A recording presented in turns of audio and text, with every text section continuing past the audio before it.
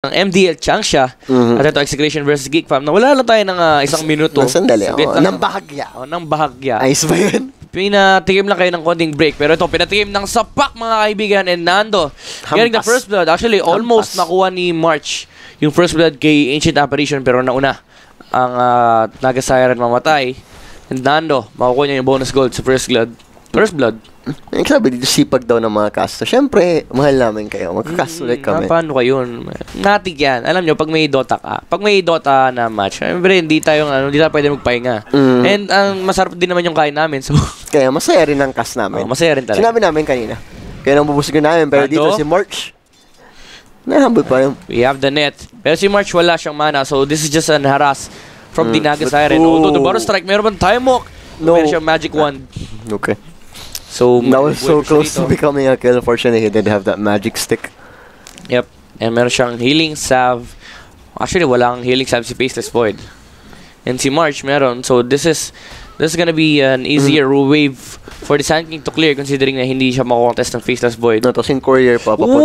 Nando, actually, napatay siya ni March doon. That is a very surprising kill considering na may time walk siya. Actually, interesting. Even if Sand King didn't get that kill, wala yung courier was at the mid lane. So, ang tagal lang hihintay ni Faceless Void if he wanted to ferry a salve to him. Ito, si Terrorblade tumatanggap ng tamang haras. Masakit na ang damage ni Puck dito with the 81 damage plus 3. Tapos may haste rune pa siya.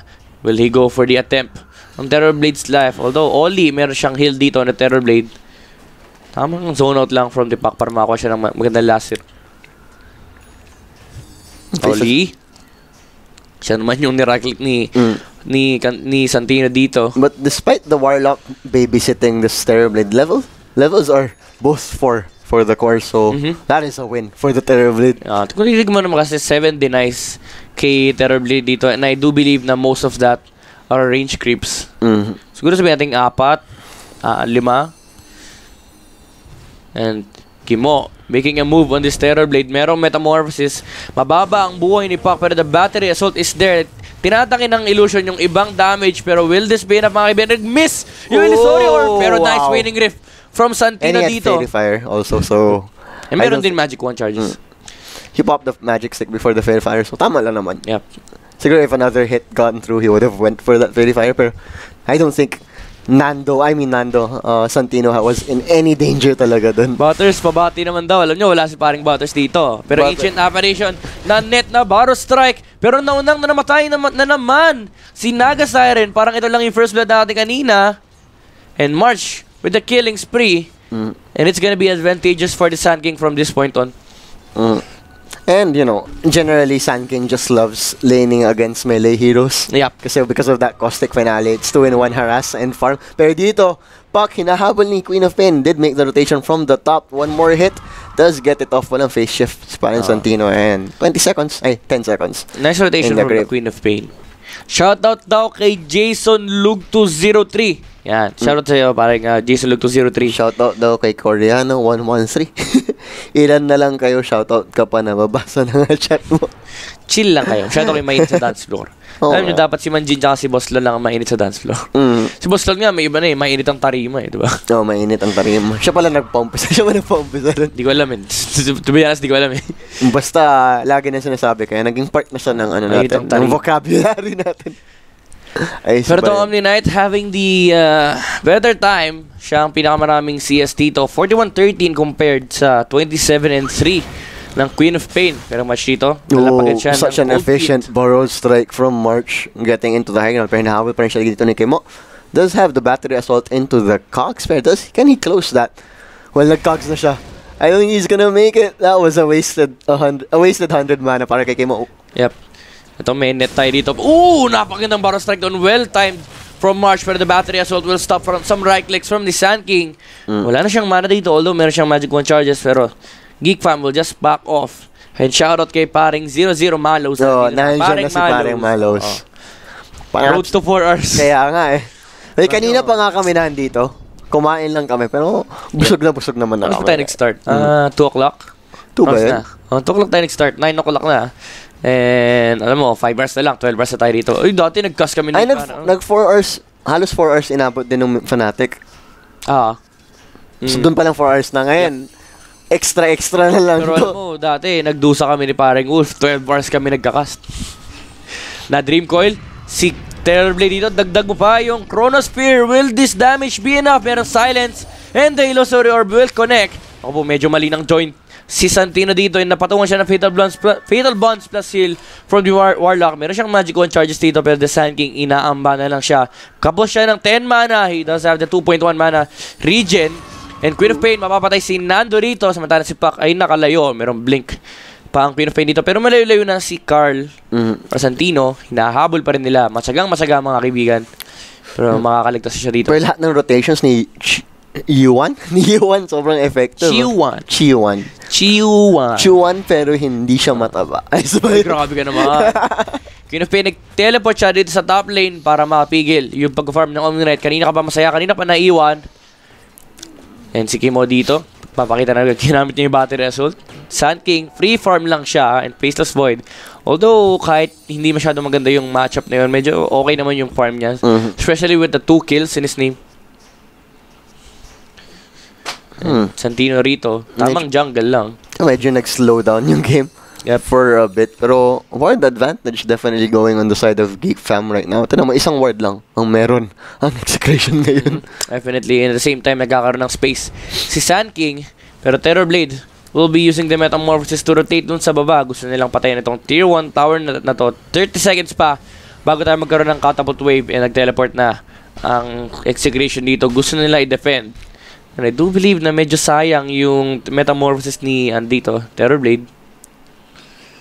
Rushing an Orchid dito si Queen of Pain. So, against all 3 of the cores of Execration, a godsend.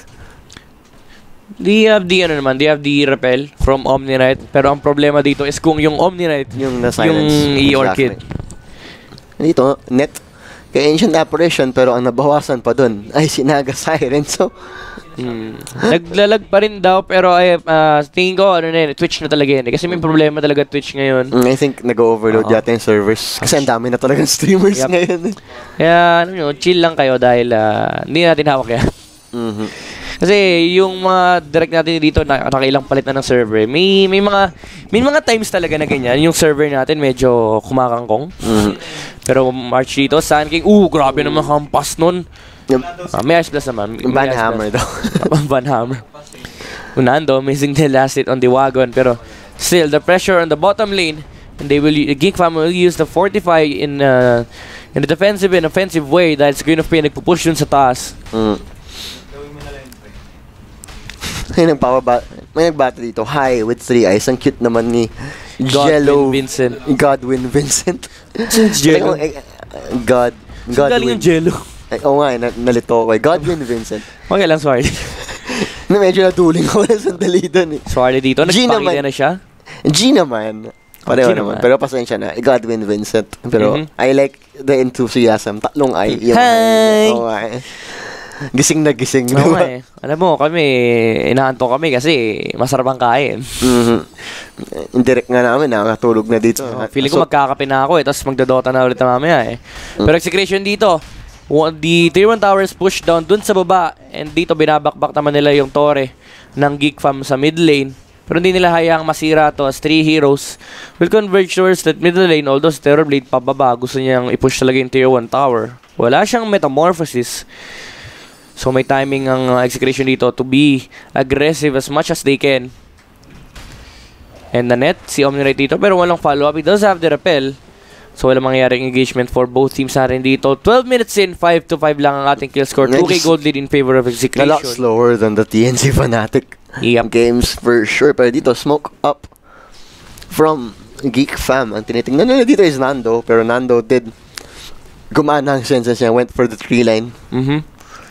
Geek Fam medyo favorable sa kanya yung nangyayari kasi they're letting the Terrorblade farm. At the same time, nakakuha din ng farm si Sand King. Pag na-reach nila yung timing nila, mas maganda yung team fight ng Geek Fam kasi they have the earlier timings. Kumaga, the early aggression was on the side of Execration, pero in terms of team fight, Geek Fam still has the upper hand with the Epicenter plus the Warlock combination. Pero 2 heroes lang dito ang naka-defend. Ice Blast is coming in, won't connect unfortunately.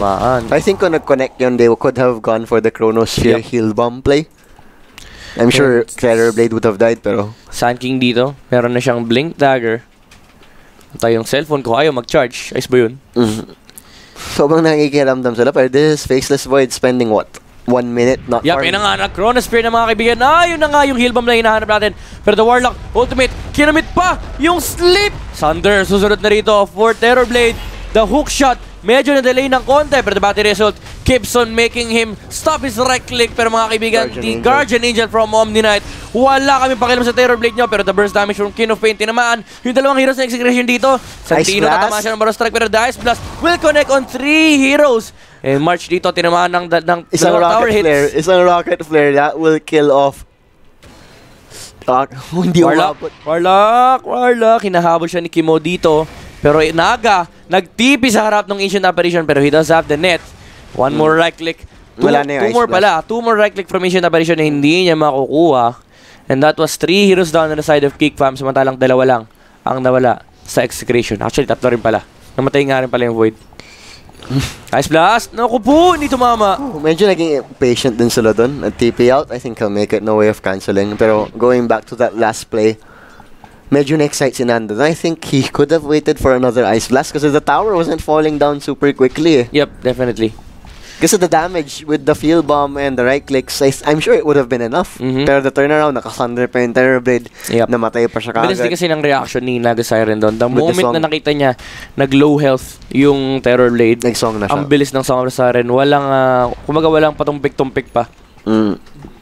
At least Grimex had a bit of farm there, pero not really ideal since wala siya. I think if he was there, the chilling touch and the cold feet would have done wonders para sa kanila. Plus, Ice Vortex amplifies Void's damage. Sand King, nakita niya si Pak dito. The good thing about Execration right now is nakita nila yung stack ng GEEK fam na supposed to be for the Terrorblade.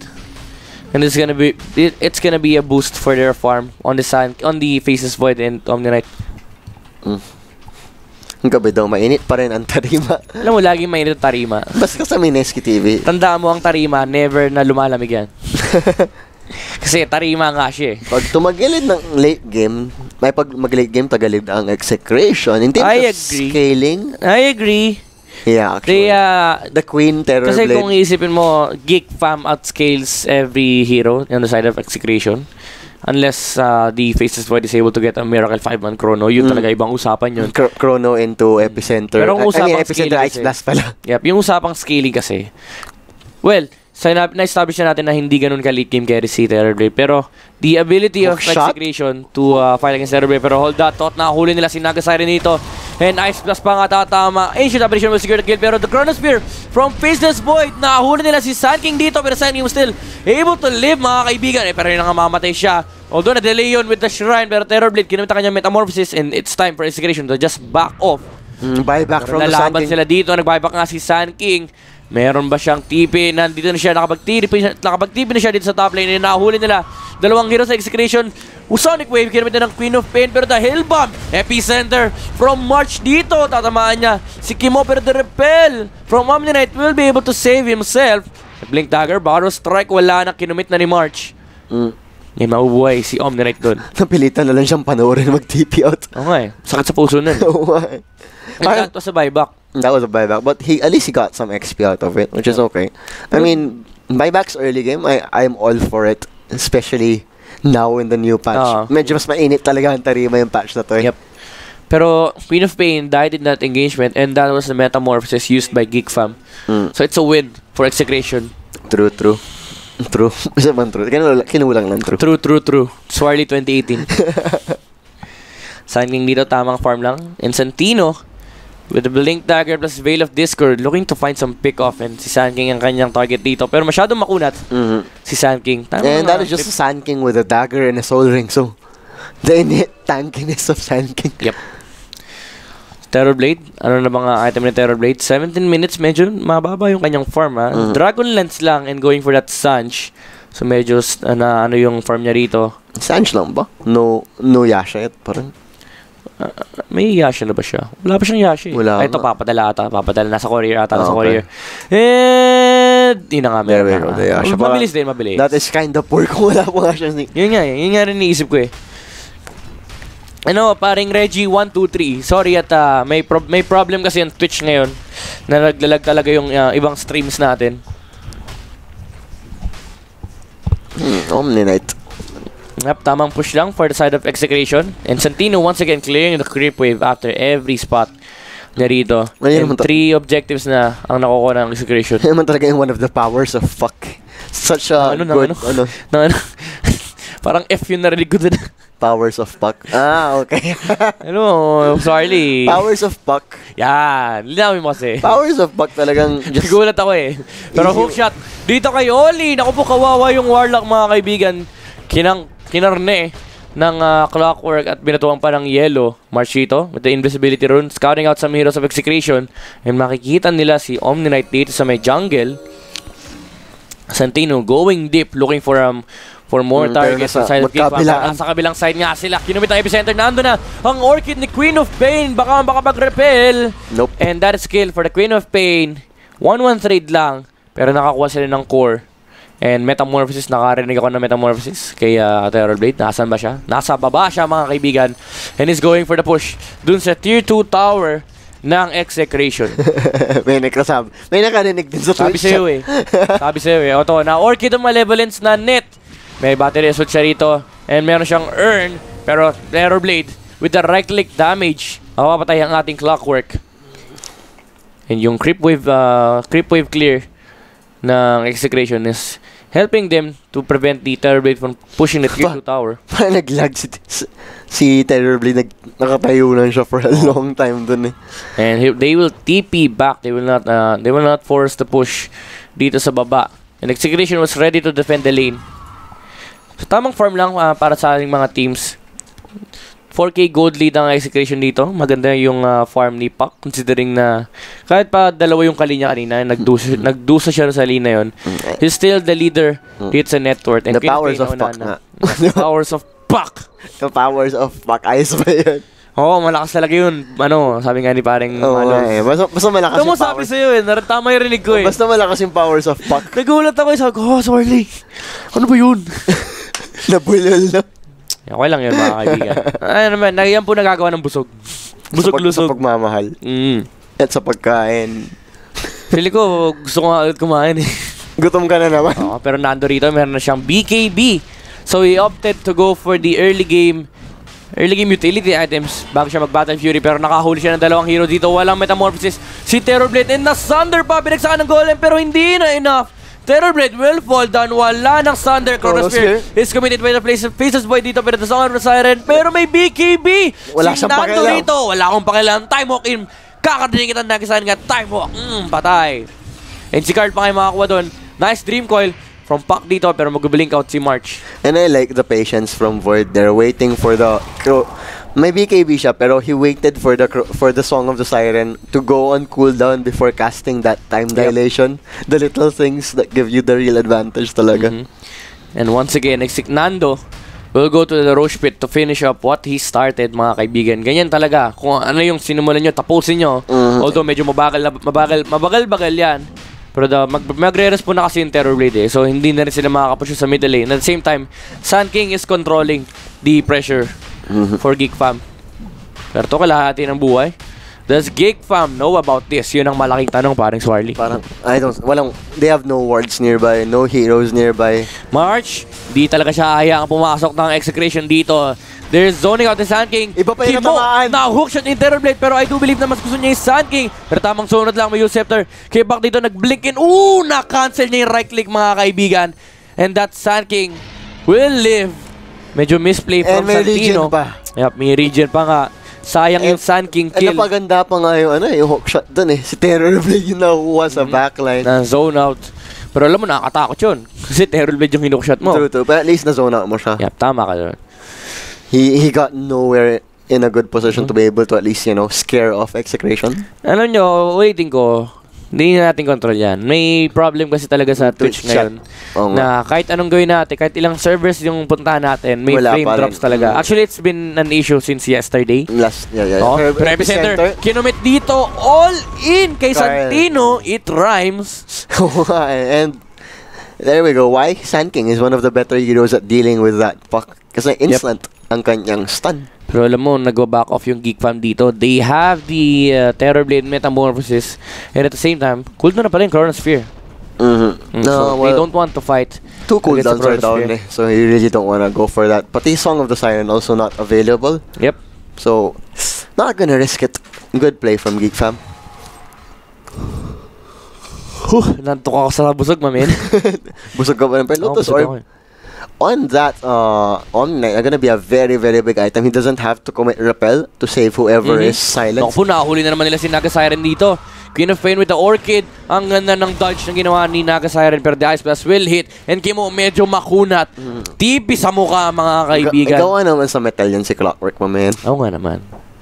Paano naging malambot yun? Grabe yung lakas ng loob niya ron. Tibay at lakas ng loob. Well, yun yung veteran smarts ni Kimo. Yep. Tagal-tagal ng player yun. The powers of Puck, mga the powers of Puck. Na-appreciate ni Taewolf Pumira. From Western Australia. Okay. Alam mo, Taewolf Pumira, feeling ko, uwi ka na ng Pinas. No, balita ko, dalan mo kami ng Vegemite eh. Hindi ko pa na-detect. Ako, balita ko, uwi ka lang, masaya na kami. Santino dito nakakuha ng invisibility rune. Kompleto na yung Yule Scepter niya and going for the Lincoln Sphere. Although nakita na natin yung Yule Scepter kanina, binanggit ko na naman. BKB is up for the Queen of Pain. So laban na ang Geek Fam dito. Well, they wanna wait for that blacking bar halfway din sa Terrorblade. I think once they get that, they'll have the balls to really go for the fight na. Pero Execration, tamang objectives din talaga. Tinatrabaho nila yung Geek Fam. And Geek Fam, still, wala sila makuha ang objectives kahit pa napatay nila Santino kanina. Execration with the punish. They didn't even go for the contest there. Well, Queen of Pain was at top and Terrorblade was over in the jungle. Yep. So, okay, bigay na lang natin kaysa bigyan pa natin sila ng extra gold pag may mapatay sa atin. Although Queen of Pain nakakuha siya ng tier 1 tower dito, pero hindi siya... It's tier 1 for tier 2. So, pero Nando, nag-TP. So after ng tong wave na to, nung susunod pang wave, pupunta siya ng mid lane. He went for the Maelstrom instead of the classic Battle Fury. Pero nag-smoke ang Geek Fam dito. Van na Orchid siya rito na net. Ayun, meron bang follow-up stun? Ayun na nga, the silence plus the hook shot in. Pero the ultimate from Warlock is very good, mga kaibigan. Pero, nice thunder from the Terrorblade dahil low health na rin yung Clockwork sinunder niya. Si Warlock dito, pero Santino, naka-invisibility rin siya rito. So, pwede siyang mag-snipe ng isang target. Terrorblade, medyo nababawasan. Pero Santino will just jump out. Not really gonna waste the Chronos here. He's alone, he has BKB, but I like the discipline being shown by Nando. Santino, mahuhuli ba siya? He jolted out, pero nahuli na nga siya na nag-siren dito. He does have the Yule Scepter plus the face shape and nag-blink out. Grabe naman yung mga pack moves, pero the Song of the Siren. Orchid is up. Yun na nga, mga kaibigan, Orchid is up. Pero nakapag face shift pa siya, silence, triple, and illusory orb. Makokontrol nila dito yung mga heroes ng Geek Fam. And yung initiation ng Geek Fam ay hindi pa gumagana, mga kaibigan. Void, nag-BKB, binakbak si Sand King. And Geek Fam, masyado sila natakot sa Faceless Void and Santino with the space, mga kaibigan. What a play. Like, they used the song for that kill, pero naunahan niya. 0 cast point. Winning Rift versus the Orchid. Mas mabilis pa rin yun. Yep. You just spams it. Kailangan pang ma-left click ni Queen of Pain. Mas gano'ng kabilis ang kamay mo, hindi mo maunahan yun. Yep. And Nando rito, he still has the Chronosphere. He has the Aegis. Krinono na nga niya si Queen of Pain dito. And masyado kang malambot. And Faceless Void just took down the Queen of Pain sa side ng Geek Fam. And buyback is forced out dito. Meron pang Aegis si Nando rito. Tamang trabaho lang and tamang time walk out para ma-regen yung damage ng Terrorblade. Although masakit-sakit din si Terrorblade dito. Karl blinking in. Plus the Waning Rift pa sa silence si Nagasarin and jaunt out. Ang ganda na ginagawa ng Execration dito. Discipline. And backing off after that buyback. I like how Execration is playing right now. Yep. Hintay Chronosphere na lang dahil yun ang magpapanalo sa kanilang team fight. And Aegis, mawawala na nga. He will be claimed by Roshan and will respawn in maximum 3 minutes tayo, mga kaibigan. Well, sobrang nagamit naman nila because Faceless Void got to go into fights without fear of dying. So, you know, that does something to your morale din naman talaga. Ganun daw grabe ang Puck moves. The power of Puck, mga kaibigan. The power of Puck. Parang parang galawang Manjin eh. Grabe talaga yung mga moves ni Puck dito.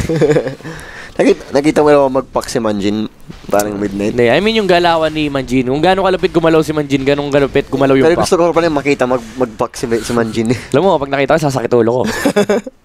Kasi ang hirap ihulihin, no, diba? Pak kasi yun eh. Paano kayo? Faceless Void dito, medyo malapit-lapit na siya sa kanyang pinapangarap ng Mjolnir. Pero nag-smoke ang GEEK fam dito. Nakita ba? I believe nakita ng execution yun dahil may ward sila doon sa pinag-smokean ng GEEK fam. That's a very close ward. So may chance na hindi nila nakita. Clockwork. And blink in was si Bo3. Kinumit pa yung Metamorphosis.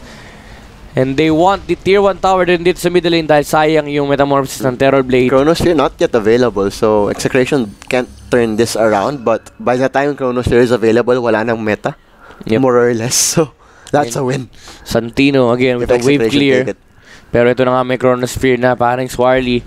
Although ginagawa nila makisari-sari dito. Ooh, the BKB has committed the Ice Blast. Will connect. Pero mapapatay niya na sa Sunder. Sinander niya si Nando rito. Pero that damage from Faceless Void. Meron bang time walk? And si Terrorblade ito mazuzone out mula sa kanyang kakampi. And naiwan siya doon mga kaibigan. Warlock pinatay ni Santino sa backlines. And Kimo may mahanap pa siyang isang malupit na hook shot dito.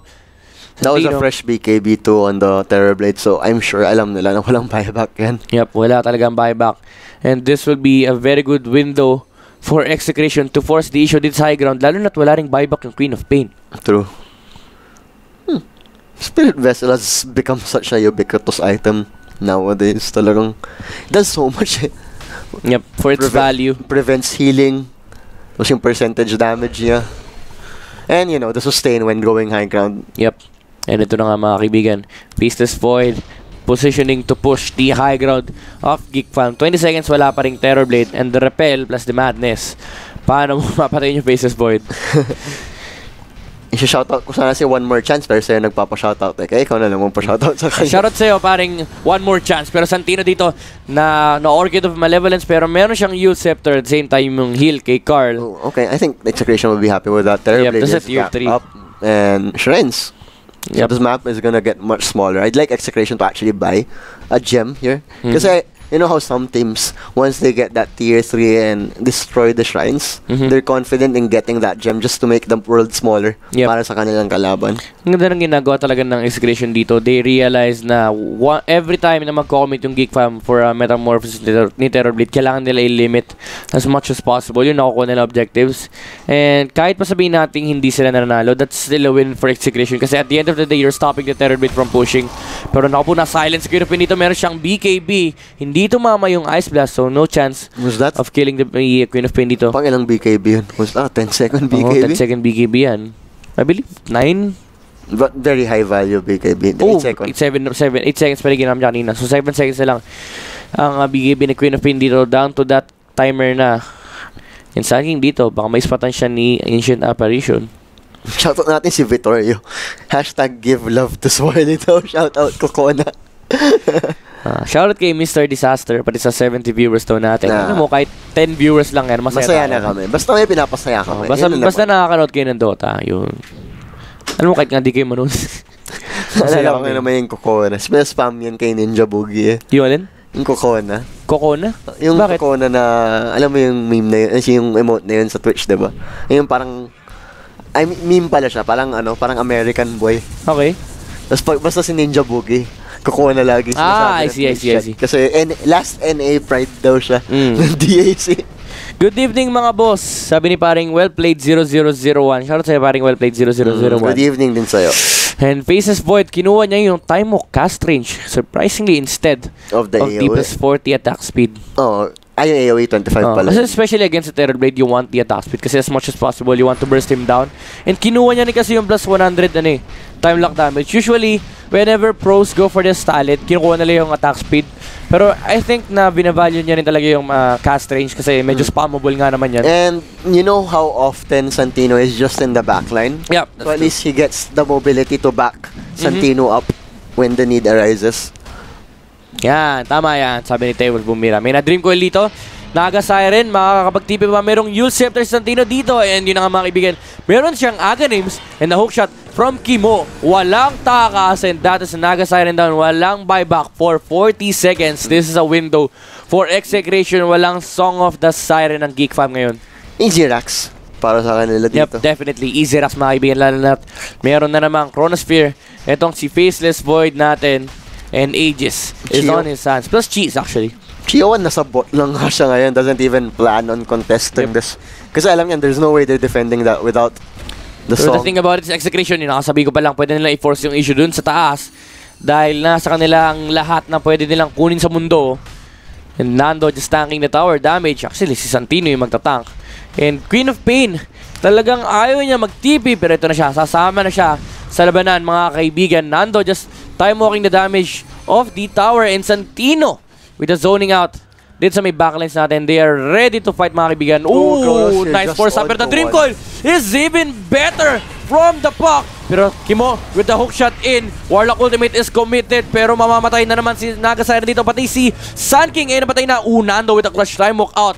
Hindi makiklaim kagad yung Aegis and Terrorblade. Once again, ginamit ang kanyang Metamorphosis without being able to kill another hero, a single hero from Execration. And maghahabol sila. Medyo mabagal ang kanyang movement speed.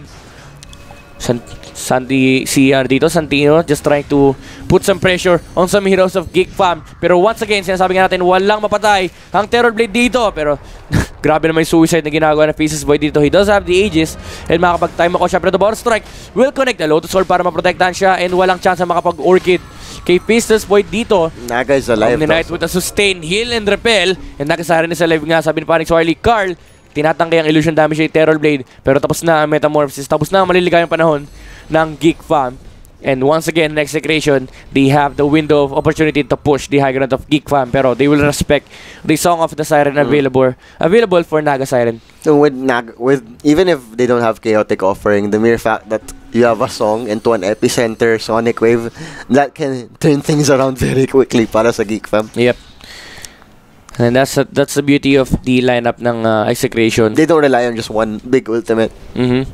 They don't, especially they can play around the timings ng Terrorblade with the Metamorphosis. Kasi every time na makukomit yung Metamorphosis, even if they lose the team fight, sabi nga natin kanina, they're not taking objectives. And if they force the Metamorphosis and they win the team fight, wala nang sagot yung GEEK fam. Shoutout, tama ka nga doon. Pero shoutout dyan kay Pots. Si Pots. Uy, Pots. May na-hook shot na naman. Naku po, Oli. Biktima ng karahasan.